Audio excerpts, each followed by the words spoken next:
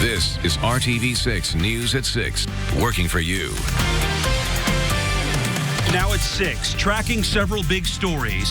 Child killed, the body of a Gas City 10-year-old girl found in a shed stuffed in a trash bag. Her stepmother arrested for murder. Try to rationalize why someone would kill a 10-year-old. There's no rationale for that. That's just an act of cowardice. Dump truck driver arrested in a deadly Avon crash, and police say he admitted using heroin. And there's much more to the story. New video of an IMPD officer punching a Shortridge High School student, and now the family is taking legal action. And gunfire near a city park filled with families on Labor Day. And we begin here at 6 o'clock with a tragic end in the search for this missing 10-year-old girl in Gas City. Skyly Carmack's body was found early this morning in a plastic bag in a shed behind her home. Her stepmother, Amanda Carmack, is in jail tonight, accused of strangling and murdering the little girl Saturday night, and then reported her missing. Family and friends are left devastated with the loss of an innocent life taken away from them too soon. She was just happy. She's full of life. She was so lively, and then you watch the life just kind of drain out of her. She became lifeless, like she was just sad. You could tell, see it in her eyes. A devastating journey for a little girl allegedly murdered by her stepmother in her own home. Lively, happy. She was so full of life until Amanda took her away from her. Family of Skyly Carmack, who had been missing since Saturday, remember the 10-year-old as a joyful kid. She was just happy and full of life. Yes, sir. A normal 10-year-old, just like a 10-year-old should be. She didn't deserve this. There is nothing that she could have ever done to deserve this. Friends, family, and the Gas City community have been searching for Skyly since she was reported missing Saturday evening. Tonight, as the pain of the loss settles in, questions remain of how this could happen to the little girl. Devastating. That poor baby. It's not fair. I don't understand how hurt this whole time. How a woman can just strangle a 10-year-old little girl and watch her lifeless in her arms. It doesn't make any sense. And those who were there for Skyly's life, like Holly Little, her former stepmother, who says she raised Skyly until she was 8 years old, will remember a little girl who loved tremendously and had much more life to live. You can ask any of the biological parents or anyone else. I am her mother. I raised her, and I love that little girl, and I've always been in her life. Skyly was very sweet, and she found humor in everything. She smiled. She was loving throughout. She thought everyone was family. And state police says there were 6 other children in the home, and they are all now under the care of the Department of Child Services.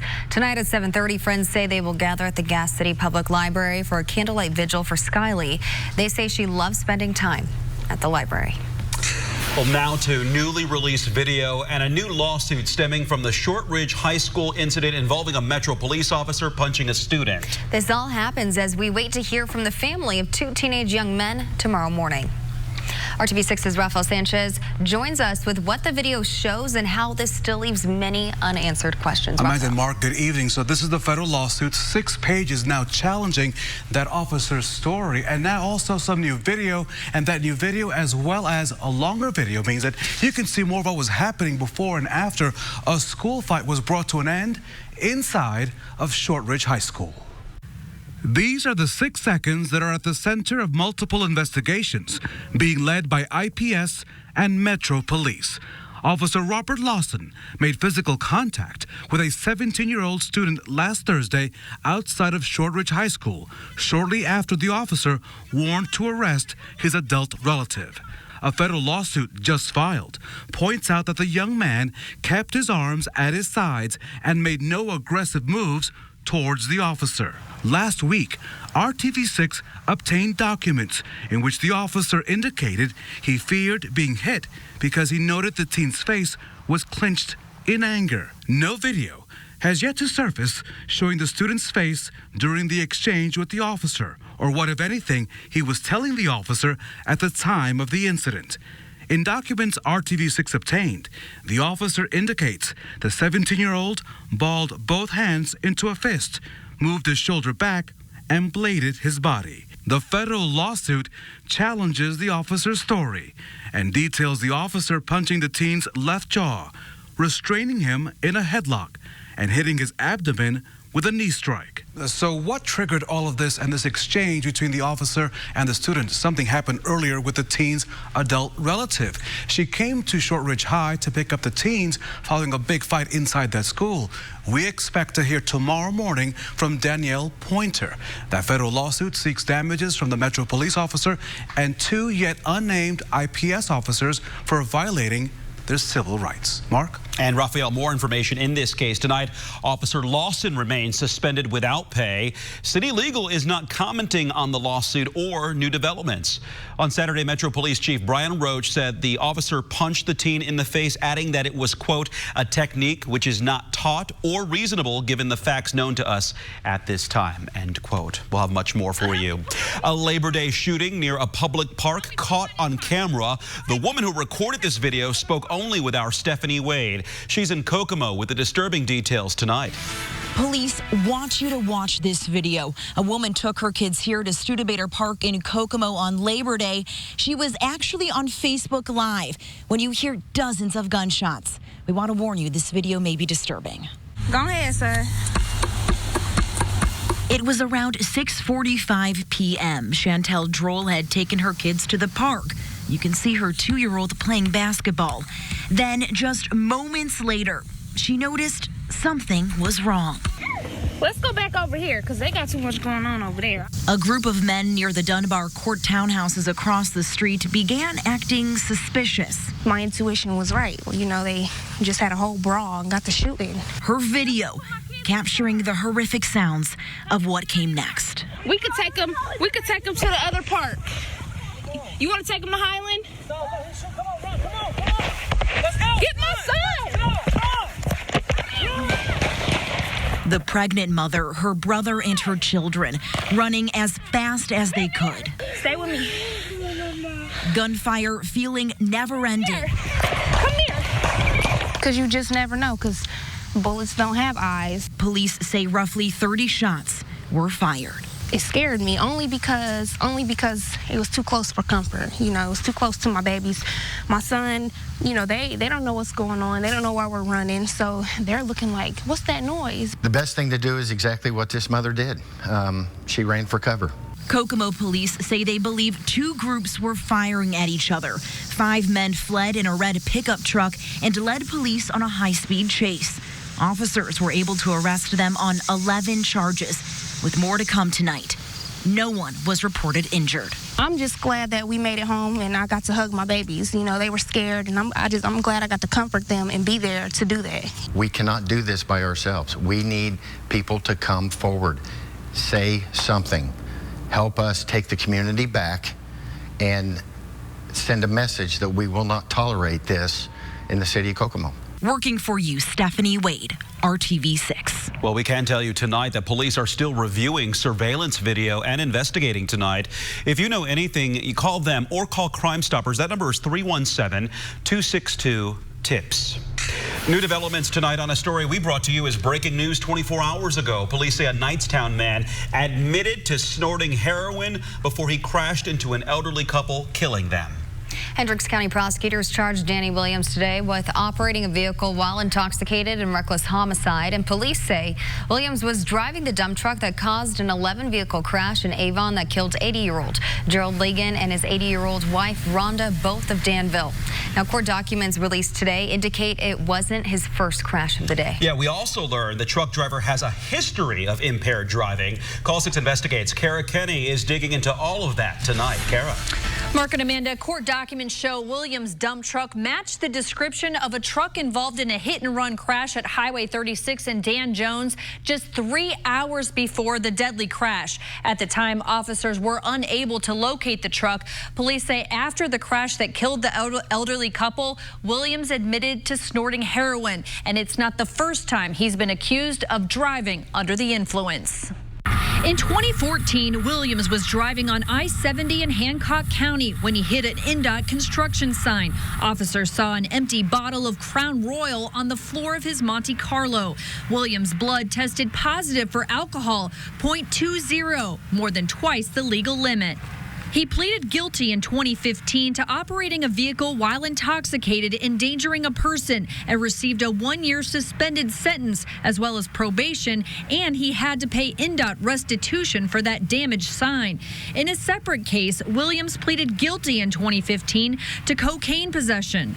Records show he violated his probation several times and was arrested again, and in 2016 sentenced to 90 days in the county jail, but the judge said Williams could serve it on work release. That same year, he was cited in Hancock County for driving left of center and disregarding a lighted traffic signal. In the 2014 OWI case, records show Williams tested positive for opiates. In yesterday's crash, police say Williams admitted to snorting opiates, specifically heroin. A public defender is representing him. We left a message for their office, and we're still waiting to hear back. Mark. We'll see what they say. Thank you, Kara. We're now getting a clearer picture of how rough the transition was to learn the new iLearn assessment for Indiana schools. The state saw double-digit declines this year in 2 parts of the test, but schools won't likely be penalized. Results they released today. They show Indiana schools language arts iLearn scores dropped 16 points and math scores dropped 11 points. Top Indiana lawmakers say they will not be holding these results against school districts like they would on a normal year, since this is a transitional period. And the state superintendent says this will spur on future change. We know there is frustration with the iLearn for this year. Although those implementation results were expected, they can be very, very difficult.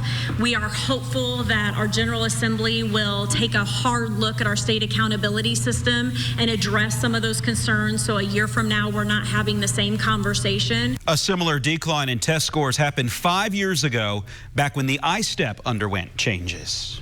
A house of worship becomes a target for vandalism. A church covered in graffiti, and police say there is video of the suspects. The story's still to come. And I'm Dave First, live at the 1/4 mile, 3/4 of a mile dirt track here at IMS, getting down and dirty. Second annual BC 39. Tyler Courtney, he's the points leader. He drives one of these machines behind me. He'll join me live coming up in just a bit. And you can tell the weather's great at 16th and Georgetown, at your house as well. 76 now with low humidity. How cool will it get? We'll talk about it coming up.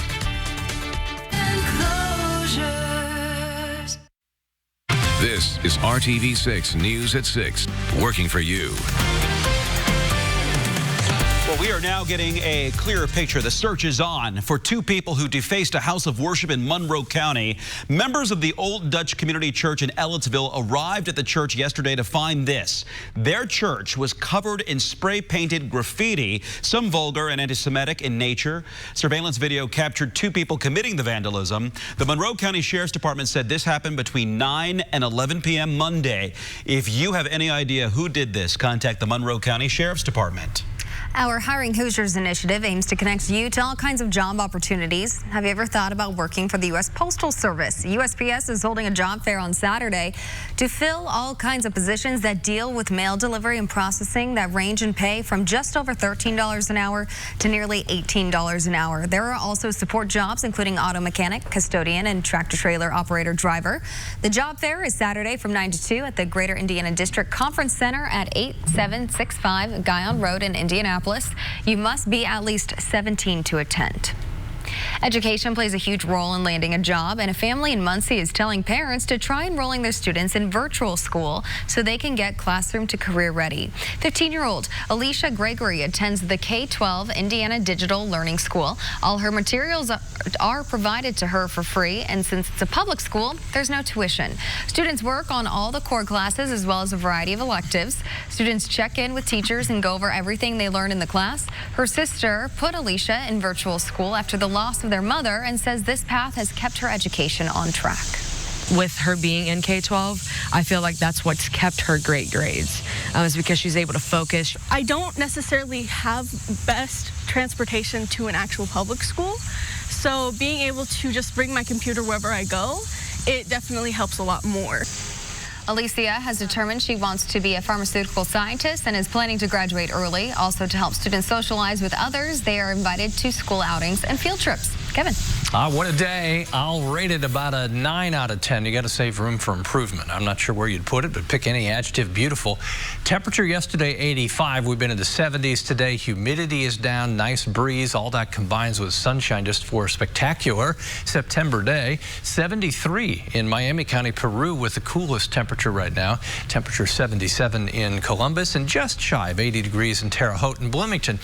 Look what we've done. We've carved out some cooler temperatures here for a while, pushed the heat and humidity to the south and to the west. It does come back in the forecast. You'll see that early next week, but at least for the time being, a big blue H will sit over Lake Superior, Lake Michigan, kind of slide through the eastern Great Lakes. As it does, temperatures will stay on the cool side for a while and then warm up, as we mentioned, when we change wind directions back to the southwest instead of this northerly direction that we have now. That's bringing in the drier air, cooler temperatures. Tomorrow morning, one of the coolest we've had in quite a while, as low temperatures fall into the 50s. Through the evening hours, we just set the stage. Sky will clear.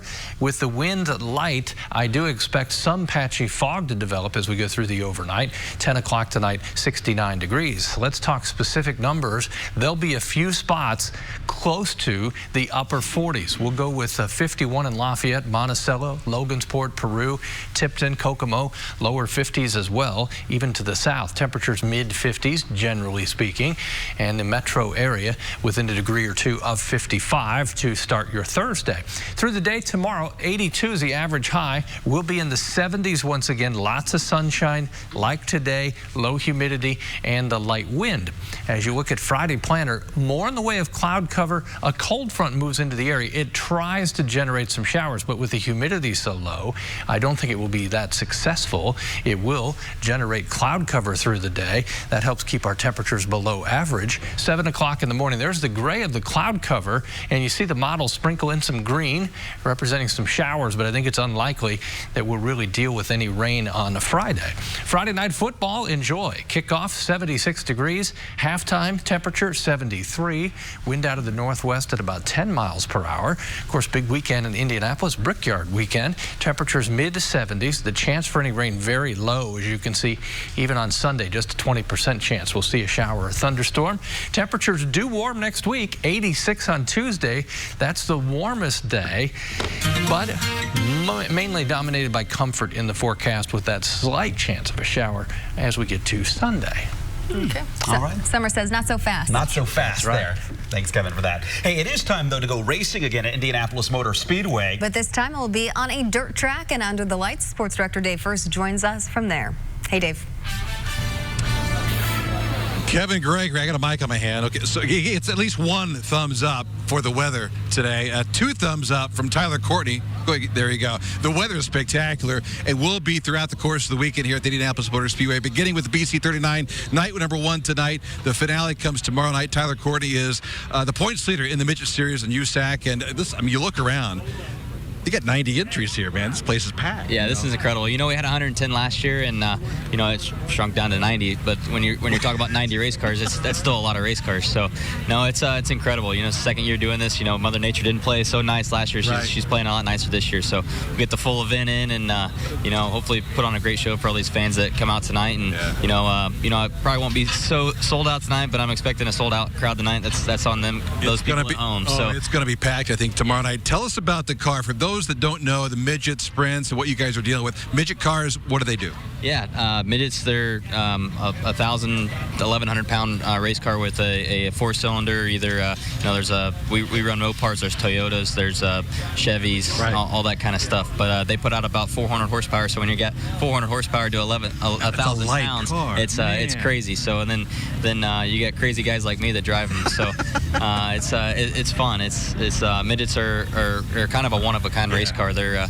just you know, you gotta drive them hard, but you can't lose momentum either, just because you don't have that horsepower that you would have in a sprint car or something like that. It's cool. Yeah, and then you're on a 5th-mile racetrack inside the Indianapolis Motor Speedway with a bunch of money on the line, so you're going to see some crazy things here out there. Let's flash back last year. Brady Bacon won the inaugural BC39, but you take a look at the names in this entry list this year: Kyle Larson, Christopher Bell, Ricky Stenhouse, Chase Briscoe, J.J. Haley. That's just the NASCAR guys that are going to be here all weekend. You got the regulars. Brady's back, Kevin Thomas Jr., your teammate Chris Windham, Chad that boat, Zeb. This thing is... Yeah, I mean, I think you could go on for a whole segment on who's here. So, and you name those NASCAR guys, all those guys were successul in midgets and sprint cars before they went to NASCAR. So it's not like they're coming as fish out of water here. They're good race car drivers, and no matter what they get in. So, yeah, it's a stacked field, and just looking forward to. Hopefully, we can continue our great season and put ourselves on the list of BC 39 winners. Indy Zone, Tyler Courtney, have fun this weekend. Okay, thank you, guys. Good luck to you guys. All right, and there it is. By the way, the schedule not only for tonight,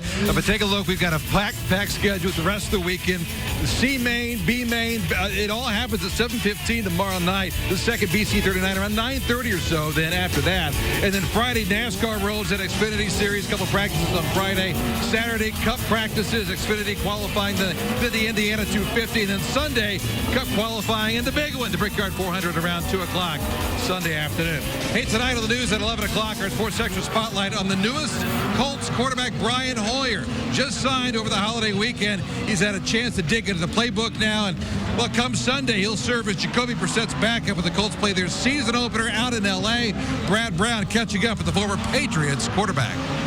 Obviously, I had known Jacoby a little bit, and I thought it'd be a great opportunity to come here, help him out, and yeah, it was a tough decision. You never really want to have to move your family, but when this opportunity came up, I didn't want to pass it up.